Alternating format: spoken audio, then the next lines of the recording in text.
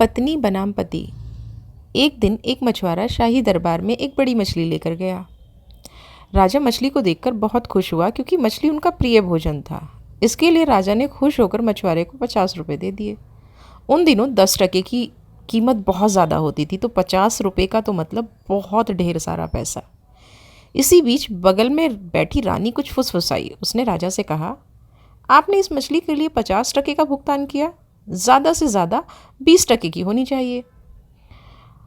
उन्हें मछली वापस लेने और पैसे वापस मांगने के लिए कहा। राजा ने कहा, क्या कहती हो रानी? राजा जो कहते हैं उसे बदलना असंभव होता है। इसके अलावा यह राजाओं के सम्मान की भी बात है। रानी ने कहा, मैं एक सलाह दे रही हूँ, इस पर अमल करने से आपकी गरिमा को भी ठेस नहीं पहुँचेगी और मछुआरा मछली ले जाएगा और सारे पैसे वापस लौटा देगा। राजा ने कहा, बोलो रानी, क्या सलाह है? रानी ने कहा, मछुआरे को बुलाओ और उससे पूछो कि उसकी मछली नर है या मादा। अगर मछुआरा कहता है कि मछली नर है तो आप कह देना कि मेरी पत्नी को मादा मछली चाहिए, और अगर मछुआरा कहता है कि मादा है तो आप कहना कि मुझे नर मछली चाहिए। ऐसे में मछुआरा मछली वापस लेने को विवश हो जाएगा। राजा रानी की बुद्धिमानी सुनकर प्रसन्न हुआ और मछुआरे को बुलाकर पूछा, आपकी मछली नर है या मादा?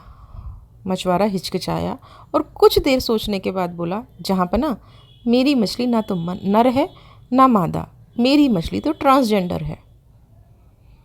अब राज दरबार में हंसी के ठहाके गूंजने लगे। रानी ने भी अपना चेहरा साड़ी से ढक लिया। राजा ने मछुआरे की सूझबूझ देखकर प्रसन्न होकर उसे 50 रुपये और दे दिए।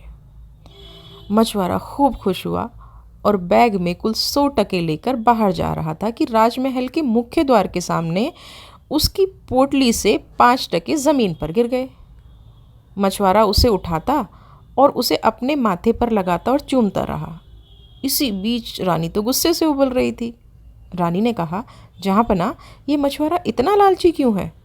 100 टके से सिर्फ 5 टके ही तो गिरे थे। यह बर्दाश्त नहीं कर पा रहा। जहाँपना, तुम उसे दंड दो। राजा ने भी सोचा, ठीक है, केवल 5 टके गिरे थे, किसी बेचारे को आते जाते मिल जाते, वह उठा लेता, किसी और का भला हो जाता। राजा ने मछुआरे को बुलाया और कहा, तुम इतने लालची क्यों हो? मैंने तुम्हें इतना पैसा दिया, लेकिन तुम सिर्फ 5 रुपये का लालच नहीं संभाल सके। आपको कड़ी से कड़ी सज़ा दी जाएगी। मछुआरे ने कहा, जहाँपना, मैंने लोभ के कारण वो धन नहीं उठाकर चूमा। धन पर मेरे राजा और राजमाता का चित्र बना था। मैंने सोचा धन ज़मीन पर गिर गया तो कोई बात नहीं, लेकिन अगर आते जाते लोग ज़मीन पर गिरे राजा और रानी के चित्र को रौंदेंगे तो मेरी माँ की इज्जत चली जाएगी, मेरे राजा रानी का मान सम्मान घटेगा।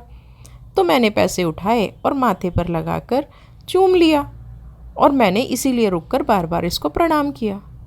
अब तो राजा और अधिक प्रसन्न हो गए और उन्होंने मछुआरे को फिर से 100 टके दे दिए। कुल 200 टके लेकर मछुआरे को विदा किया और राजा ने उद्घोषक से कहा कि तू सारे राज्य में यह प्रचार करा देना कि कोई स्त्री की सलाह न माने, और यह भी बताओ कि तुम अगर अपनी पत्नी की बुद्धि का पालन करते हो तो तुम 50 टके के बदले 200 टके खाओगे।